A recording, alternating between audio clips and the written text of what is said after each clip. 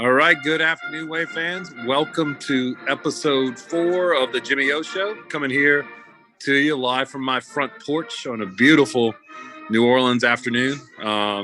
May get some snow this afternoon. We'll see, but this weekend, hopefully not. My kids would like it. I wouldn't as much, but it's perfect right now. Looking forward to a big weekend. With Tulane basketball red hot right now with a home game against SMU on Saturday. I'm going to be joined here. It's going to be a little different. I'm going to be joined here by Kelly Comarda. Kelly and I are sort of working together on all of this, the Jimmy O Show and the different things going on the Fear the Wave network. And so we'll talk a little bit about that and a big episode of the Fear the Wave cast he has coming up. And then just generally on how we think the show's gone so far. So, Kelly, welcome. How are you doing? Really well. Thanks, Jimmy. I appreciate it. And look forward to being a guest for once and not behind the scenes. Yeah, well, it's you've been doing quite a bit behind the scenes. I don't think, I've enjoyed my very small fame from the Jimmy O Show, and people telling me they really like the show. I don't think they realize the work that goes on to sort of get everything done and behind the scenes. And I appreciate everything you and everybody else have been doing for us. Of course, man. It's it's a passion project. It's our passion, right? Tulane Athletics. Well, that it is, and so I've mentioned it a couple times on the show, and I kind of wanted, one of the reasons I wanted to have you on is really to kind of talk about our deeper passion project that we're working on, because I think we're days away from an announcement now. And so let's talk about it. Let's talk about the NIL program that we are launching and, and what we hope to see out of it. Does that sound good to you? Sounds great to me. All right. So yeah. No, I said go for it. All right. So where we are right now is these shows are great in the sense that it allows us to sort of promote the great student athletes that we have and give some visibility to them. But that's by no means where we're stopping. So what you will be seeing in the coming days is the establishment of a company that we started. Kelly and I, along with one other, are the founding members of a LLC that is being formed for the express purposes of helping to generate and facilitate name, image, and likeness deals for Tulane athletes. Kelly, you've been doing a lot of the work behind the scenes, so I'll sort of turn it over to you to kind of talk about the framework and what we hope goal-wise coming out of this thing. Sure. There's it's called FTW Collective Group, or Fear the Wave Collective Group. And our initial goal is to raise $100,000 to help promote name, image, and likeness deals for Tulane athletes and student athletes. You can give any amount. We're not putting a minimum donation amount on this. We're not putting a maximum donation amount on this either. So you can give any amount, and all of the proceeds will go towards either, some very minor expenses, and the rest is going all to the student athletes. This is a completely not-for-profit venture. We have applied for nonprofit status with the IRS and are awaiting that decision. That decision is going to take some months now, but we're really excited to help Tulane student athletes take advantage of their newly acquired opportunities through the NIL legislation. And it's incumbent upon businesses and people who have legitimate reasons to have name, image, and likeness deals with players to step forward and create those opportunities that are mutually beneficial both to the business and to the student athlete. Yep. And so, we did a little research on this, and, we saw some models across the country, and Kelly mentioned that our IRS application is pending. We're pretty hopeful that status will be granted. We see that University of Texas, for example, is promoting, or I guess boosters of, or supporters of that program are promoting a similar program with similar purposes. But they are not yet granted status, and SMU is doing a similar thing. And so we have every expectation that the IRS is going to agree that this is a legitimate purpose for a nonprofit. But the red tape takes a little time, and it's taking time for people across the country. Really, Kelly, and you tell me if you have even more expansive goals. Really, when I look at this, I kind of see two main services we're providing with this program. Number one is if it's kind of like there's a charity side and there's a business side. And on the charity front, one of the problems you will encounter, let's say, because we've seen some of these deals get done. If you're an individual and you want to see, and you're a big supporter of, say, the Gleason Foundation or Team Gleason or Son of a Saint or Bless 26 or any one of these great charities we have around, okay?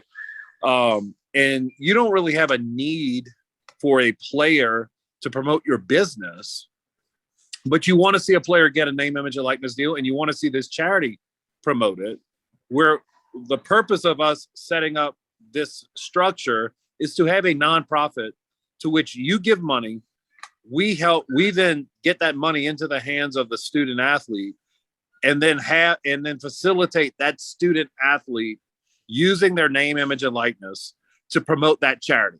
So if you're a donor and you have a specific charity in mind, you have input. You tell us where you want that money to go, and we will do what we can to make that happen. That the player, when I say where to go, which charity you want that player to support, and then we will do our best to make that happen. That player gets the money, and that player then promotes the charity. The other thing is, and then of course, if you give money and you don't have a specific charity, we'll identify charities that we like and support, and make that happen. No matter what, we'll make sure that the player is doing what the legislation allows in order to get the money, and that they're getting the money. Okay, and so I'll kind of look at it as, in those scenarios, a win-win-win situation. The donor is winning because they're giving money to the player that they want, but then they're also getting a tax deduction for it. The player is getting money because they're profiting off their name, image, and likeness. And then the charity or the business that they support wins because of the increased exposure and the benefits that they get from the brand that the player brings to the table. So, it's to deal with a lot of regulation and red tape, but ultimately it's a pretty simple purpose and something we're excited about. The other side of the coin is, if you're a business owner, you don't need us by any stretch to make a deal with a name, image, and likeness deal with a player. You can go out and make a deal with any of these players that you want to have those players promote your business. And if you got an idea, we encourage you to do that. What we're sort of offering on the business side is merely to be a facilitator. If you have a business, you want a player, but you need ideas in terms of who to use and how to have that promotion done, we're happy, again, not for profit, for free, to sort of try to help you in that process and encourage you to use Tulane Student-Athletes for that purpose. So that's sort of what the roles I see us serving. Kelly, is there anything else you see there? Yeah, I think it's just want to make it clear that we're not agents. We're not, we're not working on behalf of the player. We're not working on behalf of the company. We are merely, as you said, facilitators. We are a third party that will help you do it the right way. We have some knowledge of the process and some knowledge of the paperwork required, and we can make sure that you can connect with a Tulane student-athlete to promote your business or charity. So we're here with the sole goal of promoting Tulane student-athletes and helping them to take advantage of this NIL legislation. It's something that the schools can't do directly. So us as alumni and fans and supporters have to step up and take a lead role in this. Right. And, it goes back to that idea of passion project. That's where we started. I'll come back to the idea. That's the reason we're doing this. I mean, if you follow Tulane athletics, you may know that Kelly and I are pretty vocal supporters out there of these guys, and we're doing this for free. there's a lot of middlemen out there that make money. Maybe we're stupid, but we're not in it for the money. We're in it for the betterment of the program and the betterment of these kids. And so, that's why we're doing it. We hope that, we'll demonstrate that to you if you reach out to us, and we hope that you consider giving to the fund, and so that we can really grow this into something that's a real attraction to student athletes at Tulane and a net benefit to the program. I left out a big part. We're also going to be using these funds to have guests on the Jimmy O Show and the Fear the Wave cast. We're going to be able to pay those student athletes for their time, and to use their name, image, and likeness as ambassadors or spokespeople for Fear the Wave and the Jimmy O Show. And we have some benefits to individual donors, people who want to give money. If you give more than $250 to the fund, we're going to have a special meet and greet at some point with the spokespeople for the Fear the Wave that we choose throughout the year, the student athletes, where you'll be able to go and meet them and take pictures with them, get autographs from them. And that's going to be a really fun event we're going to put on probably sometime in the fall during football season. Right. I mean, look, I love those benefits, and look, we're open to feedback and suggestions. If you want to give money to the program, and you say, hey, what would be really cool is if you get the guys did X, Y, or Z. Look, if there's something that's within our power to make happen, we're happy to consider it. Because ultimately the people that are going to benefit most are the kids that we cheer every Saturday in football, and then all the days of the week in the other sports. So, welcome aboard. All of you who are interested. You'll be seeing some things coming in the coming days on social media, or if you need to reach out to me, you can find me on I'm easy to find. Send me an email, whatever. Reach out to me, reach out to Kelly, look out for the social media, but the ways to participate will be available in a real near future. So, Kelly, so let me use that and then transition. Let's talk about the student athletes and really part and parcel. Excuse me, I dropped the phone and then went to driving mode again. I'm on the porch, not driving. Part and parcel with that is look at the first two guys we've had on. What do you think of the Tajay Spears interview, the Nick Anderson interview? What do you think of them in terms of spokespeople, potential spokespeople, and just all around great dudes? After the Nick Anderson interview, I texted a member of this Tulane football staff and said, if Nick Anderson ran for Congress in 5 years, he would win in a landslide. I mean, right. He's that impressive of a guy. I think that you picked two of the not only the best players on the team, but the best people on the team. They are extremely impressive, and Tulane athletics is filled with guys just like them. And there's several more that we'll uncover over the course of the year and the coming months that you may not know a lot about. They may not even play a lot, but they're incredibly impressive people and will be leaders in our communities and in the Tulane community for a long time in the future. Yep. I mean, and that's what I come away with. I mean, I love watching Nick play and Tajay play, and I'm really excited about what we're going to see next fall. But I mean, man, it's such a cool thing to just get to know these guys. I mean, you look at all the problems in the world we see, and then it can get you down. And then it's really cool to be able to spend time with guys like that and say, you know what, we're not all screwed. They're really, really impressive, amazing people out there who can make a difference. And, and so this is just, part of what we're doing to kind of help those people step to the forefront. They'll be the leaders of the future. There's no doubt in my mind. So, one of the other guests, the first guest was Coach Fritz. Right now we're still, Kelly, in a search for some key staff members. I guess just really quickly, what are you hoping to see in terms of offensive coordinator? You do a really good job with scheme considerations and all that throughout the season. What are you hoping to see out of a Tulane offense next year? I hope they go a little bit more back to the basics of what they do well. I hope that the running game comes back to the forefront. We saw from the Cincinnati game on when running the ball became a little bit more of a priority due to Michael Pratt's injuries. We saw the offense control the ball a little bit better. It helped out the defense a lot. But I want to see somebody who can get back to running the ball, but also open up Michael Pratt. He is an extremely talented quarterback who has just scratched the surface. And I think if we get somebody who can mold him and take him to the next level, use not only stretch the field vertically, but horizontally as well, make the opponents defend the entire field. That's something that I'd really like to see in our next offensive coordinator. But I have all the confidence in the world in Coach Fritz. He's been doing this forever. He's one of the winningest coaches in college football history. He's going to take his time and make the right hire. It may not be a quick hire, but it's going to be the right hire. Yeah, I'm with you. How much ever time it takes is okay with me as long as we get the right guy,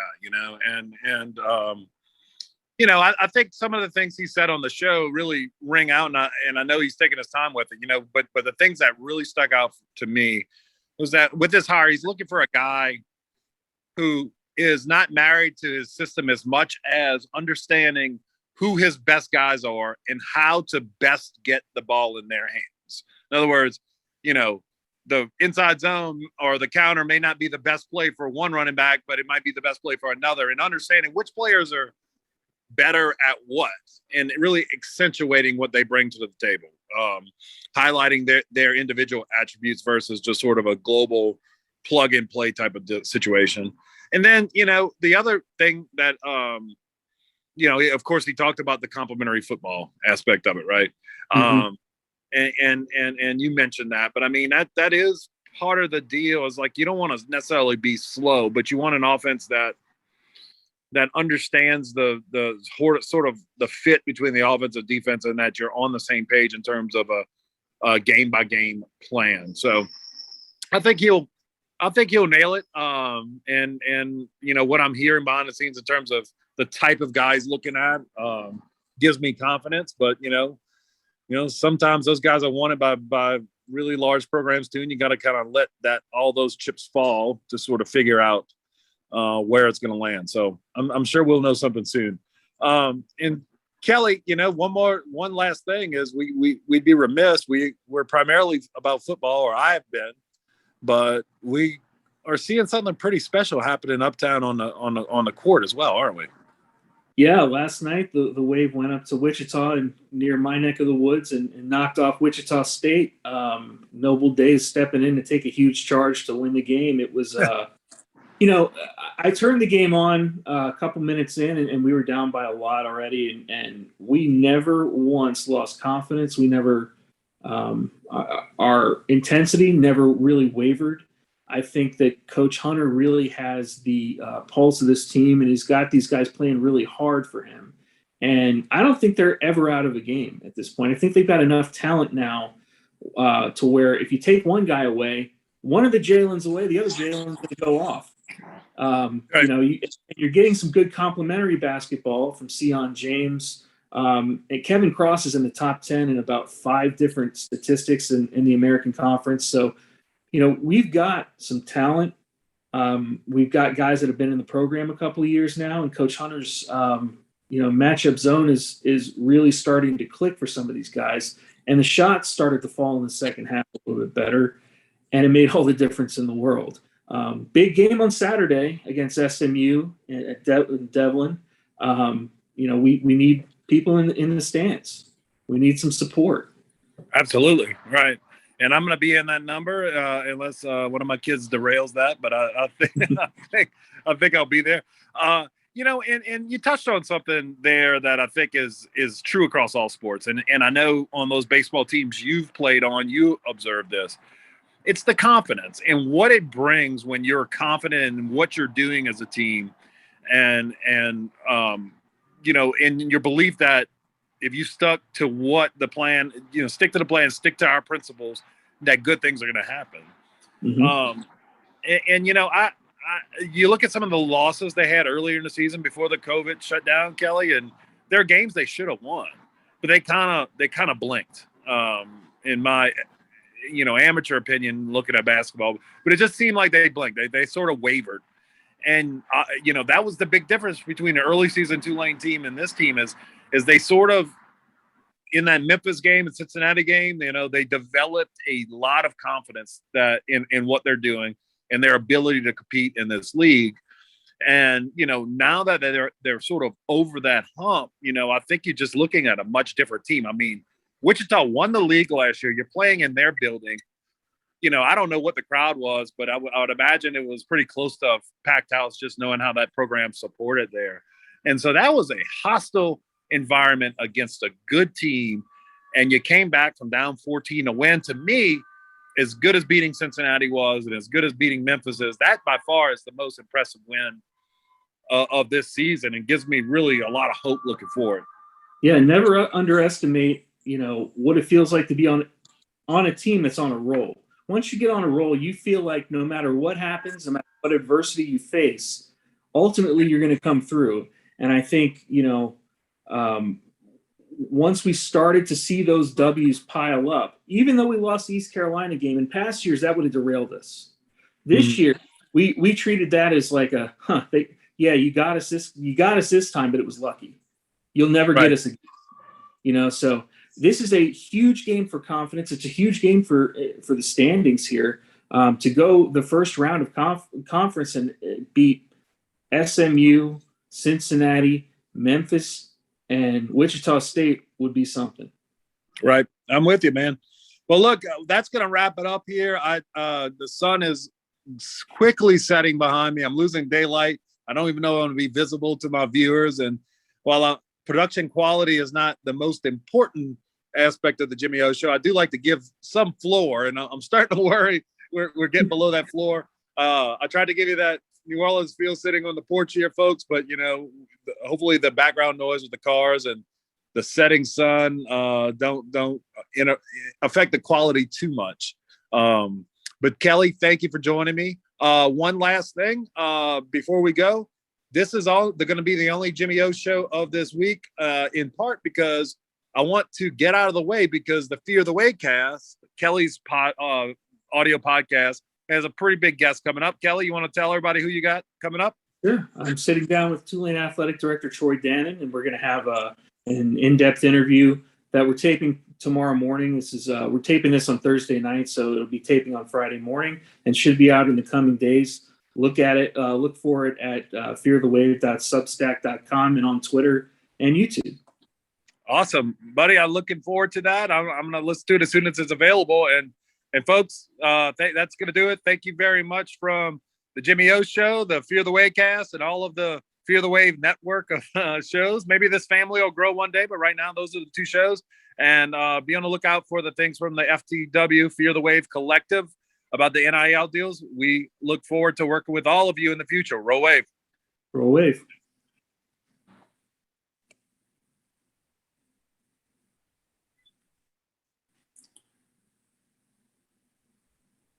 All right.